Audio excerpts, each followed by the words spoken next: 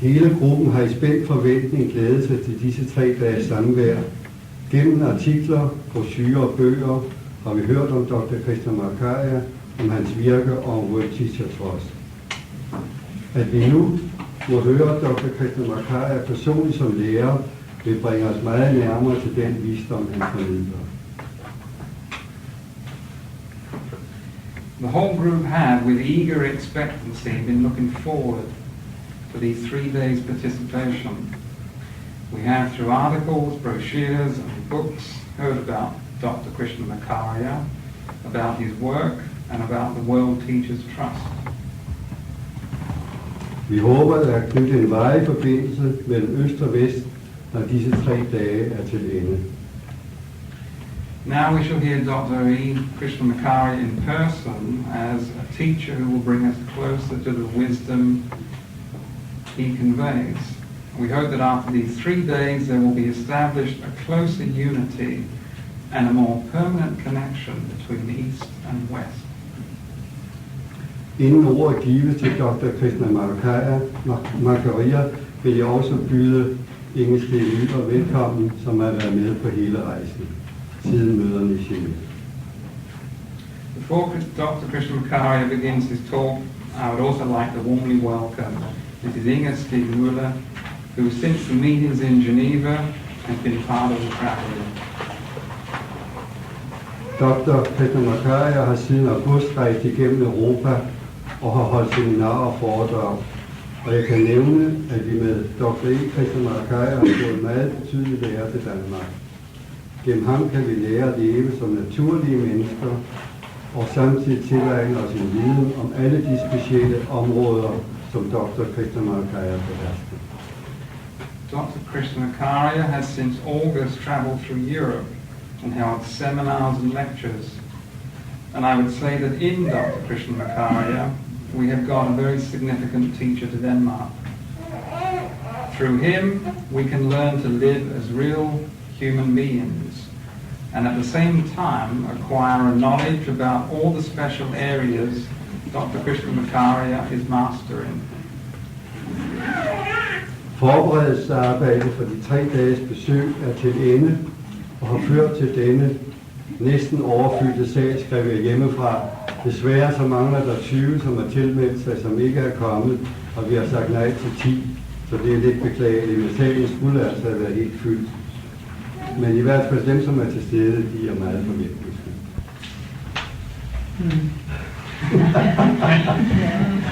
I will not translate all of that.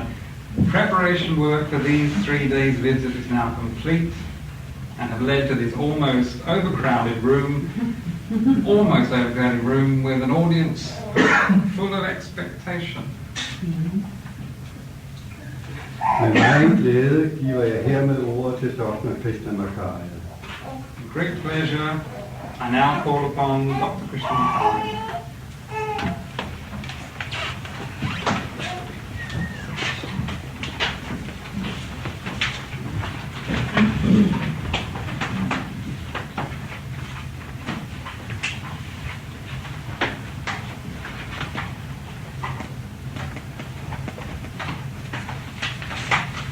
Harihi Om.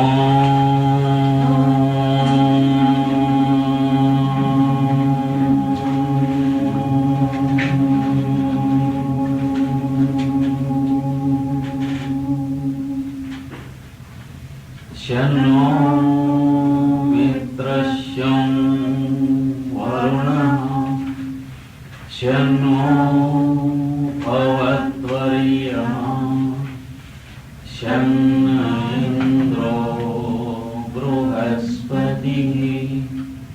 Shanno Vishnurukramah Namo Brahmane Namaste Vayo Tvameva Pratyaksham Brahmasi Tvameva Pratyaksham Brahma Vadishyami Radam Vadishyami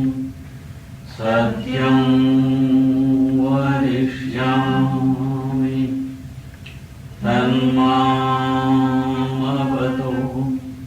तद्भक्तारमवतु अवतु माम् अवतु भक्तारम् ॐ शान्ति शान्ति शान्तिः. Brothers and sisters who have gathered here, I thank you all on behalf of East, and I thank the organizers, and I thank all the hearts filled with love, hospitality and warmth. This is what is called spiritualism in its true sense, from the point of view of the East. Because spiritualism as a science has no existence without the warmth and affection. Wherever there is affection, there is the manifestation of the divine love. That is love without any motive. And wherever divine love is, there is spiritualism. And I find this wealth much in abundance here in Copenhagen. For the first time I came here and I find quite at home myself with all of you. There is no difference felt in my heart between the East and West as I come here and I began to spend my minutes and hours here. This is my first experience, and for that I thank all of you. And the subject for today is also very significant. The East and West relations. This subject dates back to thousands of years, because now that the teachings of Christ reverberate the East and West, there is no better interpretation of the relationship between East and West than the advent of the Christ, advent of Lord Jesus and the teachings of Christ. Because a teaching from the East to the West is the same as the teaching from West to East. Just as I understand, East and West exists to those who experience the sunrise and sunset. But to the planet Earth, there is neither East nor West, because there is a rotation of the Earth on its own axis, which produces the electromagnetic phenomenon which we call the biological kingdom on this Earth. And as far as the planetary activity of this Earth is concerned, there is neither East nor West, but for all practical purposes and mundane purposes and for purposes of convenience, we have the East and West and the relations. This is how I view the whole thing. And if we go into the beginning of the century and last quarter of the previous century, we find 3 great temples built between East and West. The one is the Theosophical movement, of which the Theosophical Society is one manifestation. Of course, the Theosophical movement is broader than the Theosophical Society in the sense that the movement is more universal and more planetary, and the Theosophical Society is one of the temples of the Theosophical movement. That's how I understand. And the advent of Madame Blavatsky, who came from west to east, and the advent of Vivekananda, who went from east to west, and the advent of the light of Sri Aurobindo and the mother, who came both from east and west. Aurobindo is from east, and the mother in Aurobindo's ashram was from west. And these three are the main temples built to make a spiritual fusion of east and west and make the human values felt more and more. If we stand here and speak of something of human values, it is because of these three great temples. And all the other developments are based on these three temples. The edifice was built by the three organizations, the Ramakrishna Mission, the Theosophical Movement, and Sri Aurobindo's mission. When Blavatsky first came to India, in Bombay, she considered it as the land of the ancient sages and seers who worked on that earth.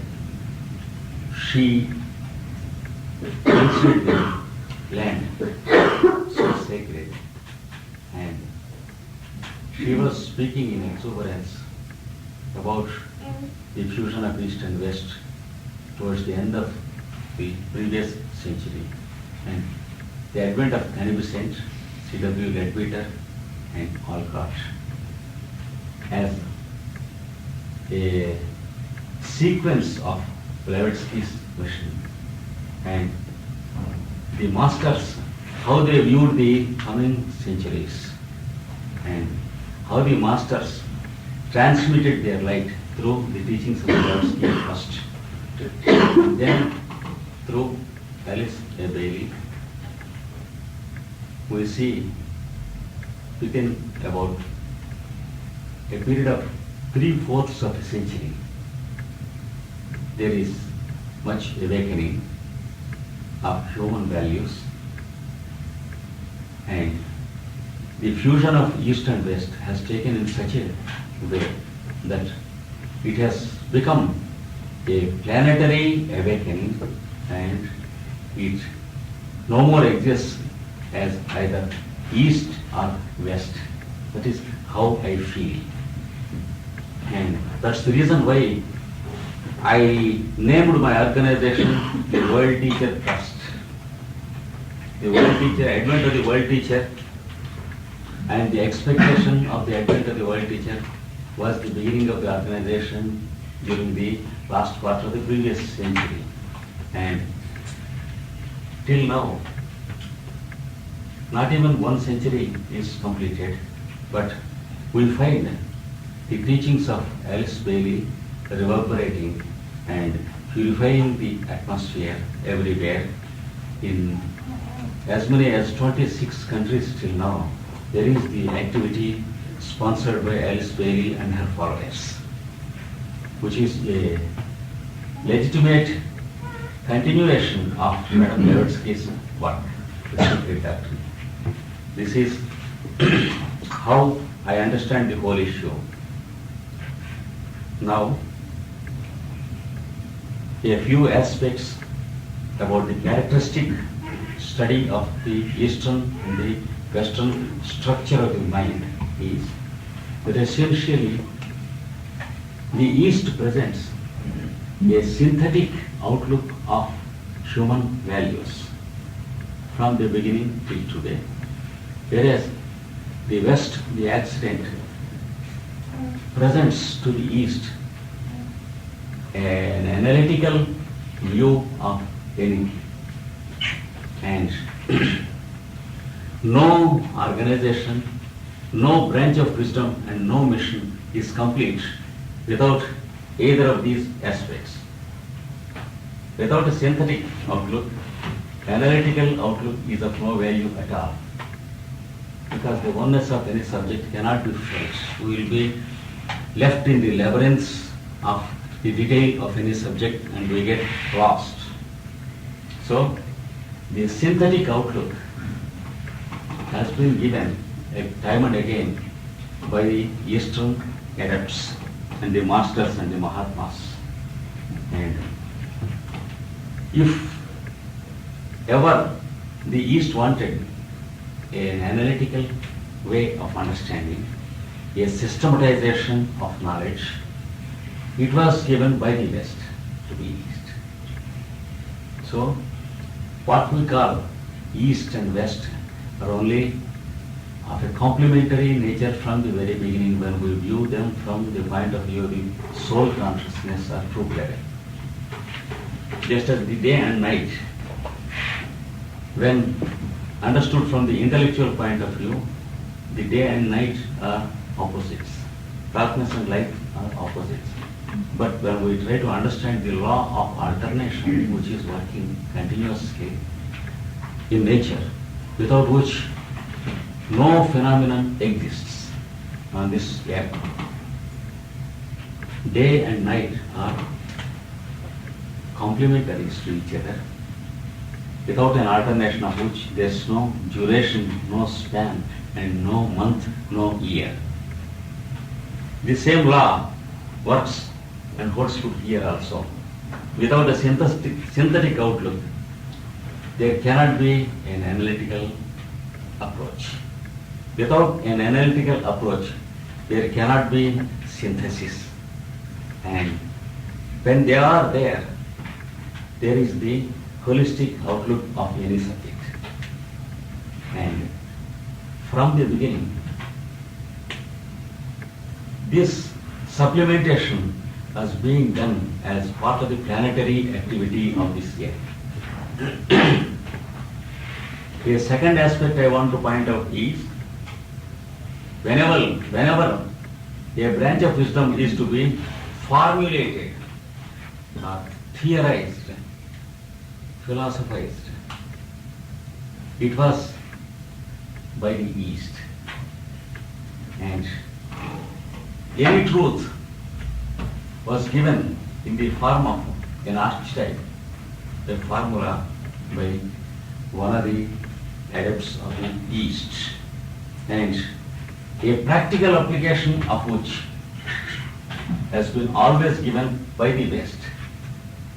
Whenever we want an application of some truth on the practical plane of existence, it should be through the Occident. This is how things take place. Even today, this is how things take place. For example, Aurobindo has given what spiritual life is, what the meeting of man and God is, what the transcendence and immanence of God is. Madame Blavatsky gave out the essential unity of the spiritual sciences. And Vivekananda has transmitted the light of his Guru Ramakrishna, and the light of mysticism and vision was given by them. At the same time, science applied to daily life and practical values and technological aspects of everything, it has been given till today by the West. And East has to supplement from the West the technological aspect.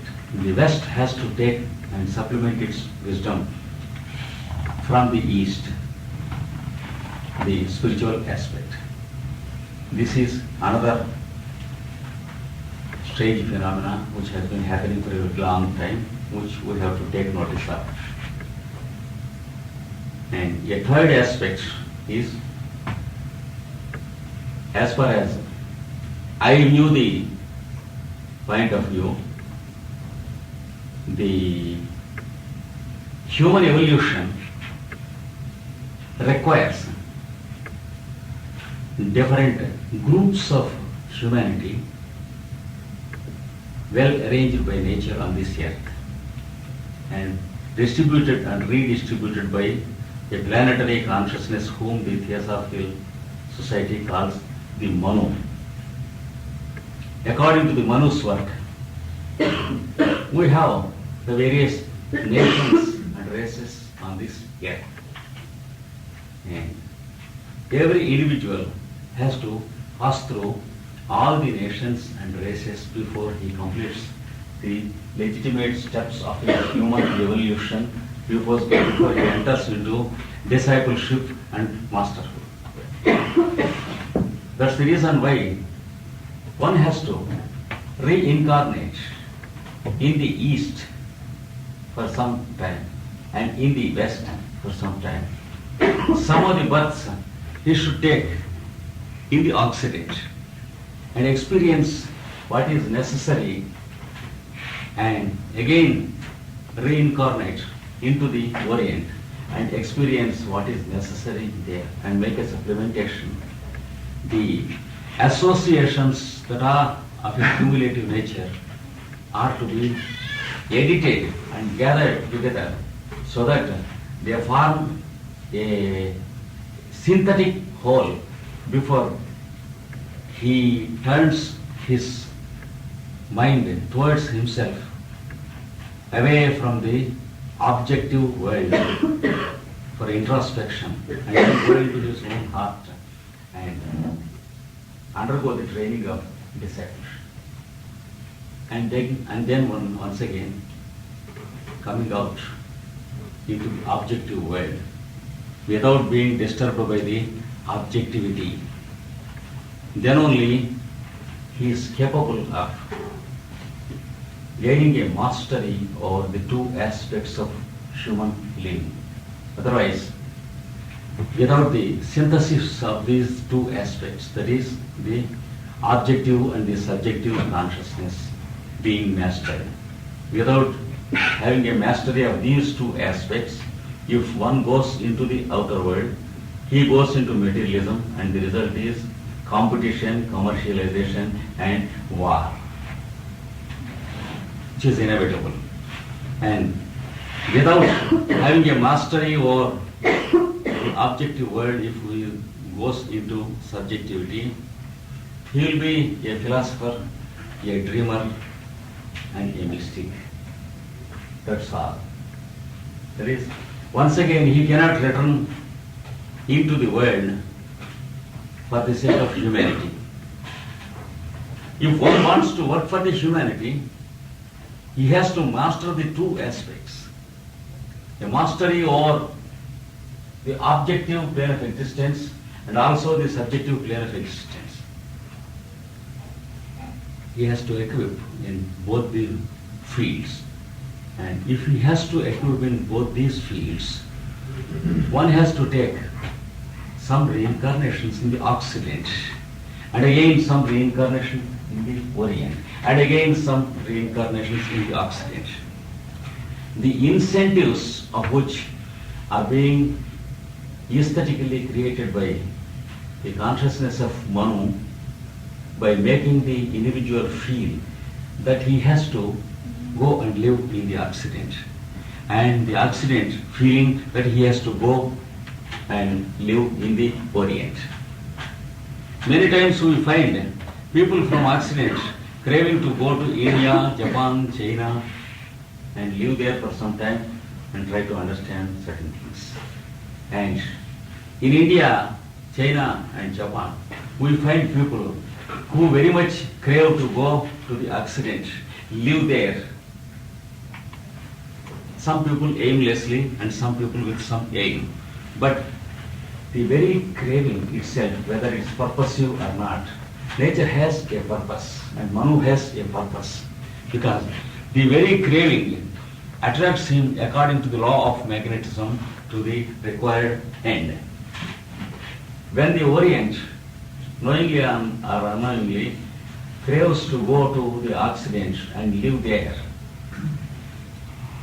for a false glamour, that is, many Indians think that the Europeans are very, very rich and they enjoying life and all that. They have fantastic notions about the Occident.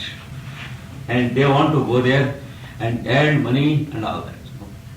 But the very craving that he has to go to the Occident and live there for some time among them, the very craving makes the soul go and get reincarnated in the Occident. It is a law of nature automatically. And when an Occidentalist very much craves to go to India, many people, there are many hundreds who, when they take an interview with me, they ask, can I go to India once? Can I live there once? They have many dreams about India, about Japan, about China, etc. And their very craving from the heart makes them go and get reincarnated into India. I considered the issue from many points of view for a long time, and I understood that it is part of Manu's work. And it's not so aimless as we think. And if people do not find a reason why they crave so much, they should find the reason deep and deeper still. And the values are rather spiritual and they exist in the motives of the human evolution. So this is one point of view which I want to present before you make a loud thinking of it, because I understood in this way. That is, the human evolution requires different type of races and nations and group minds through which every individual has to pass before he unfolds into the legitimate steps of the evolutionary consciousness, before he is fit to be a disciple of the masters of wisdom and then a master. This is another aspect of it. And let us try to understand what the East has transmitted through ages. The masters of wisdom who have transmitted their eternal wisdom, that is the scientific religion which is above all religions and beyond sectarianisms and localisms. They permitted every nation, every race and every religion to have its own limitations, but they were very careful to see that the undercurrent of every religion is the same. That is, the basic unity of all religions is there. Everyone is very careful about his own religion, but at the same time, he is making an approach to the same basis through every religion. So to say, every religion is working as a school for training. And just as the same subjects are being taught in many of the schools in Copenhagen for the children, similarly, the same basic truths of the universe, basic truths of the human values, they are being taught in the name of the many religions, everyone having his own veneration towards his own religion. That should be allowed and that should be permitted, because we have to grow through our limitations, and if our limitations are curbed or cursed, the growth is stunted and it cannot be of a spiritual nature. Real spiritual growth is a growth of inclusion of everything and not exclusion of anything. And the masters, they know it. The seers of all centuries, they remember it. They take care that the wisdom of the ages is preserved through all religions. Some aspects of the same wisdom through some religions and some other aspects through some other religions. But the total put together, the basic wisdom is being preserved by humanity. And time and again, all these aspects are brought together by a very significant and pious movement like the Theosophical movement. And again and again, a comparative study is being conducted, and the basic scientific religion, which is beyond all religions, is again and again given. This is how it takes place, and it is the East that has given this comparative view again and again. And the laws that work through nature, for example, the law of correspondences, the law of alternation, and the law of superimposition. I will explain what it is. There are certain laws.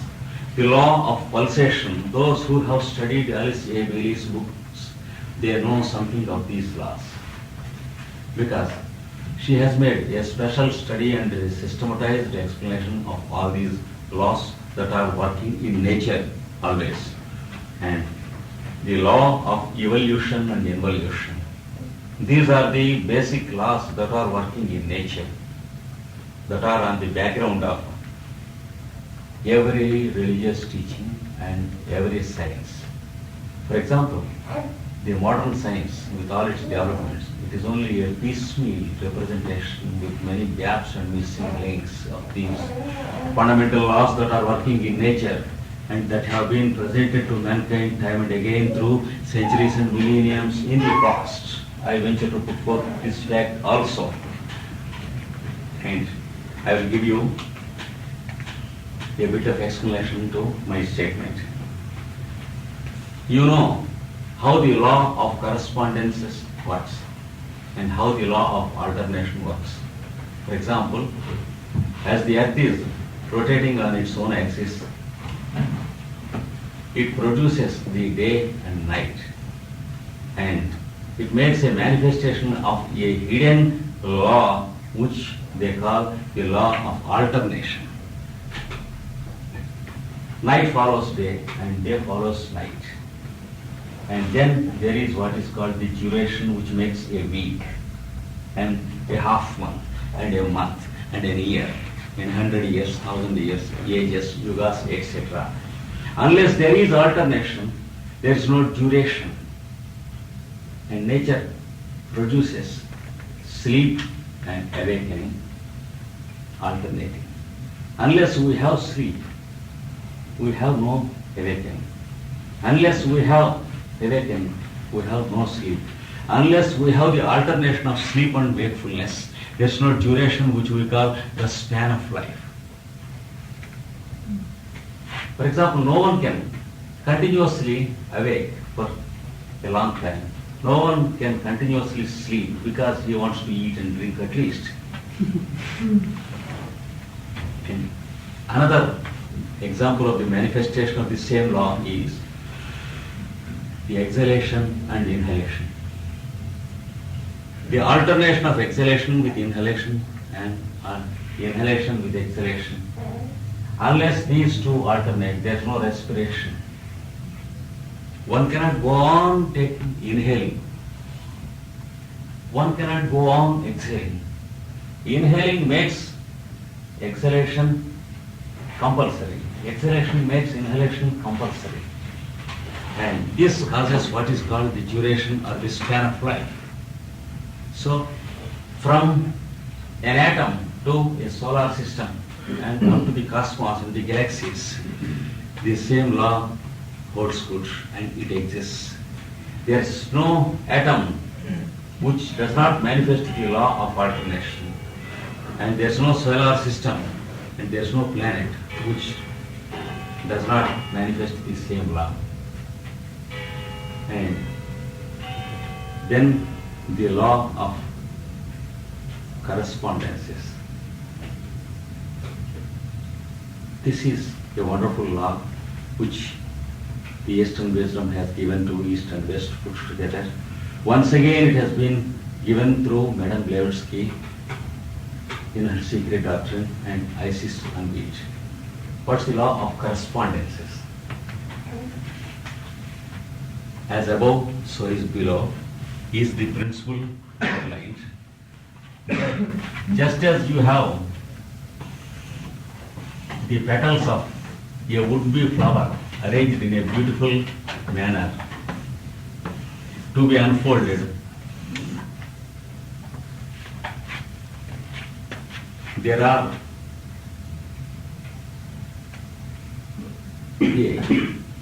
time and space arrangements arranged everywhere. According to the law of correspondences, we have sleep and awakening. Every day we sleep and every day we wake up. It has a correspondence with a bigger sleep and bigger awakening. That is, we take birth and we leave the body. This is the law of correspondence. If we take birth and death as a small scale of the same thing, and every day we have the sleep and awakening, birth and death, and then the planetary birth and the planetary death. That is the origin of each planet and the end of each planet, the span of a planet. You all know that how each planet has 3 stages of evolution, from the subtle to the grosser planes of existence, and then at the 4th stage it comes to the physical or objective existence, and it lives its own legitimate span of life. For example, our Earth planet, and then again it recedes into the same stages in the reverse order of their previous occurrence, and it disappears. It undergoes the same changes, and again it begins to swing to the opposite, in the opposite direction. It undergoes the 3 changes once again, from the subtler to the grosser, and the grosser and the grossest, the physical objective. Again the planet lives its legitimate span of life. Again it goes back into the subtler and subtler planes and disappears. So, from the daily experience of sleep and awakening into a broader experience of our sleep, into death, and our awakening into our birth, a broader application of which is the birth of our planet and the disappearance of our planet, and the birth of the solar system and the disappearance of the solar system. These are called the various dissolutions or the pralayas on the different scales of existence. So this is called the law of correspondences working. According to this law, the ancients have given many scientific aspects to be applied, and still they wait for the scientists to take up and apply. For example,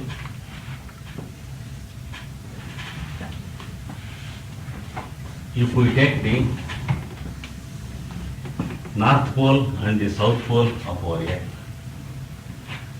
and the human being, any human being existing on this earth, if you take his cerebrospinal system, the head and the vertebral column,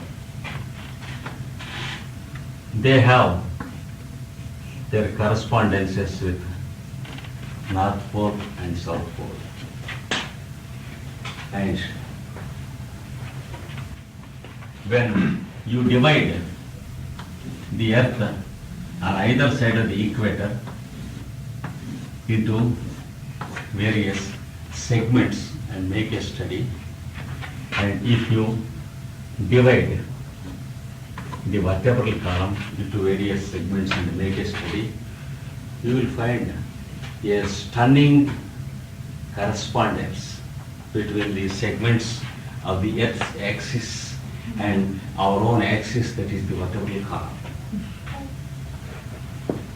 And the truth will be more and more verified by applying it in a subjective way through a process of meditation by applying the law of superimposition. That is, if you superimpose the Earth's axis upon your own vertebral column and begin to meditate, you will understand how to establish a contact through your own awareness with the various regions of this earth, the nations and the races of this earth, and the various individuals on this earth. How you can live in an awareness of soul contact with the humanity of this earth as a whole. This makes a wonderful sacramental hallyu upon you. And anyone who does it will understand what change it makes, what transformation it creates, and what type of awareness it imparts to the person who does it.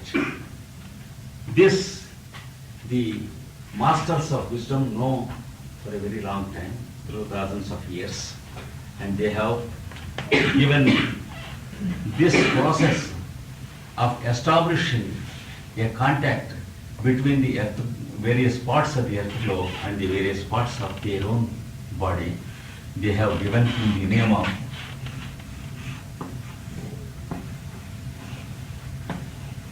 Nyasa in the scriptures. It is called Nyasa Vidya. Vidya means a science, a wisdom, a formula. Nyasa Vidya, in Sanskrit, in the scriptures, it is called Nyasa. For every mantra, we meditate. For every thought form of God, we meditate. There is a Nyasa. And of all these, the planetary Nyasa of this earth is considered to be the most pious and most important.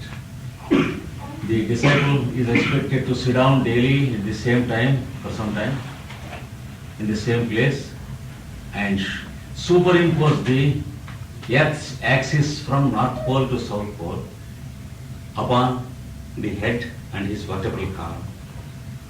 And gradually the nations and the races that exist on this earth, they begin to live in brotherhood with the fellow, the bottommost layers of the consciousness.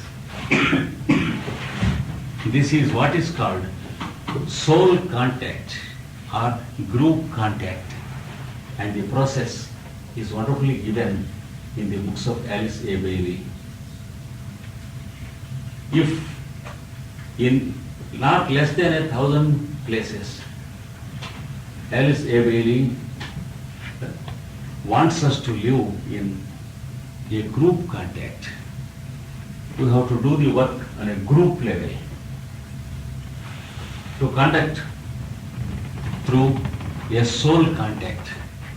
And learn a science through a process of impression. All these terms indicate the process. And for this reason, if you go into the Eastern teachings, they divide the whole earth into 9 segments. Here one of the 18 Puranas if you study, or Mahabharata you study, they give that the whole earth is divided into 9 segments from north to south or from south to north. And then you are asked to sit down and meditate on your vertebral column, the 9 segments corresponding to 9 centers, 6 main centers, the 7th being Sahasrara, and the 2 more centers are there. You can know all the 9 centers from the book, the Treatise on Cosmic Fire. The 9 centers are given in it. Of course, I only just find out today. It is a matter of going into detail, which it's not possible